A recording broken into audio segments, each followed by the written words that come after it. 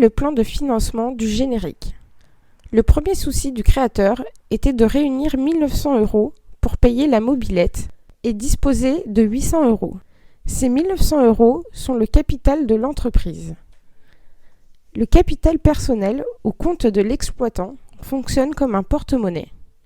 Dans une société, le capital social est versé tout de suite ou en 5 ans.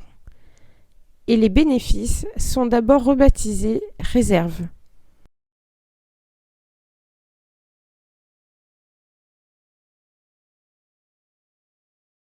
Quand une compagnie a lancé le premier train à vapeur, des journaux se sont déchaînés.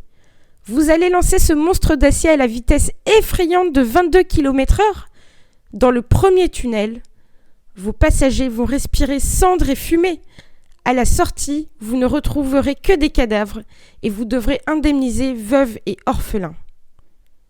Ce serait le motif d'un article de la première loi sur les sociétés anonymes. Par précaution, vous devrez mettre vos premiers bénéfices en réserve.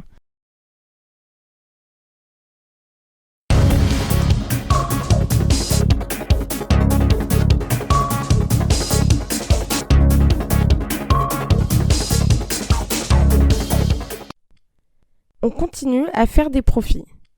D'abord, payer l'impôt sur les bénéfices. Ensuite, rémunérer les propriétaires du capital. Restent des bénéfices pas distribués.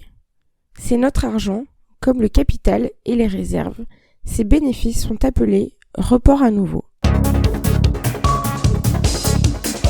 Le total de tout notre argent prend le nom de fonds propres ou capitaux propres. Les fonds propres sont utilisés pour financer les investissements, mais ils ne suffisent pas.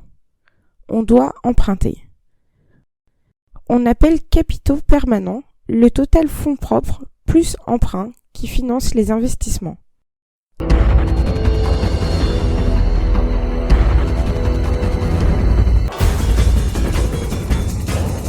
Stock.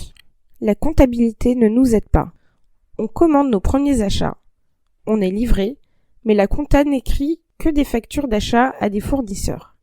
Elle ne sait pas où sont les stocks. Peut-être dans les stocks d'achat, peut-être en cours de fabrication, peut-être dans les produits finis. Mais une fois par an, inventaire, et là, on compte les stocks. Retour à nos comptes. La compta avait écrit achat à des fournisseurs. Les achats sont dans les stocks. Le bilan est équilibré. Ouf!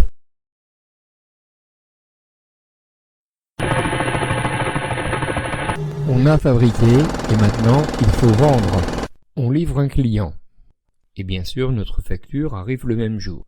Dans nos comptes, on a une facture de 147 000 €. Elle n'est pas payée, c'est une créance sur notre client. On attend le paiement. Le client tire sur la corde, il ne veut pas payer. Mais il faut virer les salaires, rendre la TVA collectée, payer les fournisseurs, des frais, etc. Notre compte banque est à découvert. On a une dette de 82 000 € envers le banquier qui n'est pas content du tout. On résume tout ce qui a changé depuis le plan de financement. On a apporté le capital, réalisé un bénéfice après impôt, écrit la réserve légale et le reste dans le report à nouveau. Tout ça, c'est à nous, notre argent, les fonds propres. Mais on doit aussi emprunter pour financer nos investissements, les immobilisations et ne pas laisser notre compte banque vide. Ensuite, on fait des achats qui sont stockés et on a une dette envers nos fournisseurs. Enfin, on vend. Les clients ne paient pas régulièrement. Le compte banque finit à découvert.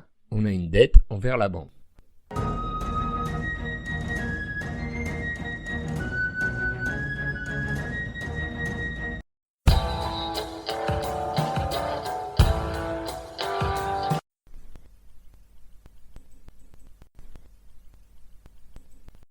On était là, un bilan de 8 lignes. Mais un vrai bilan fiscal, c'est plein de lignes, et on ne peut pas analyser ça. On ne supprime aucune ligne. Mais on n'a pas besoin de l'histoire de papy, et on ne lit que la colonne net.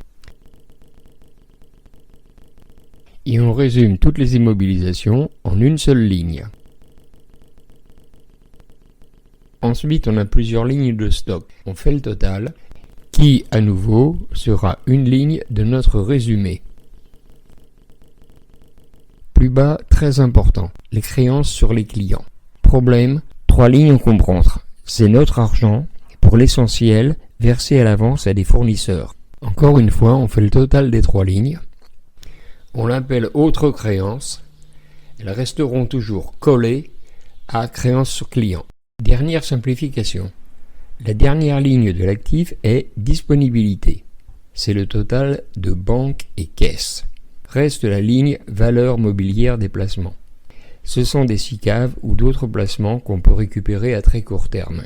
On totalise ces 2 lignes pour en écrire une seule, trésorerie.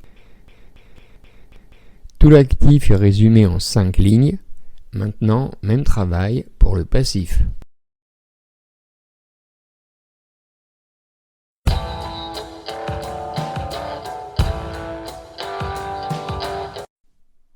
Du côté du financement, on a déjà vu les fonds propres, total du capital, des réserves, du report à nouveau et du résultat de l'année. On a vu aussi la ligne emprunt, total des lignes emprunts du bilan. Les emprunts financent des investissements. On parle ici d'années, pas des prochains mois. Les 12 prochaines échéances sont des dettes à court terme. On soustrait le capital à rembourser du montant des emprunts. Mais on a passé 2 lignes embêtantes, les provisions. Si elles ont été écrites pour ne pas exagérer le montant du bénéfice imposable, on les ajoute aux fonds propres. Si ce sont vraiment des charges lourdes à répartir sur plusieurs années, on les ajoute à emprunt. Si c'est un vrai risque imminent et coûteux, on les ajoutera à la ligne autres dettes plus bas.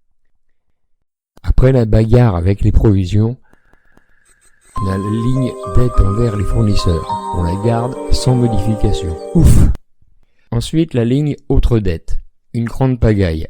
On y trouve le capital des emprunts à rembourser dans l'année et les provisions qu'on a déplacées. De la TVA collectée à rendre à l'État, des cotisations sociales qui s'additionnent à chaque paye, et dans le détail de autres dettes, on s'arrête pour les comptes courants d'associés. Si les CCA contiennent des petites sommes, on les laisse dans autres dettes. Si ce sont des emprunts à la famille qui attendra longtemps, on les remonte dans les fonds propres. On arrive à un montant autres dettes toujours imposant, ici 61 400. Dernière ligne, les découverts en banque, financement les plus dangereux. Le bilan fiscal illisible est simplifié en 10 lignes. On travaillera uniquement avec ce nouvel outil.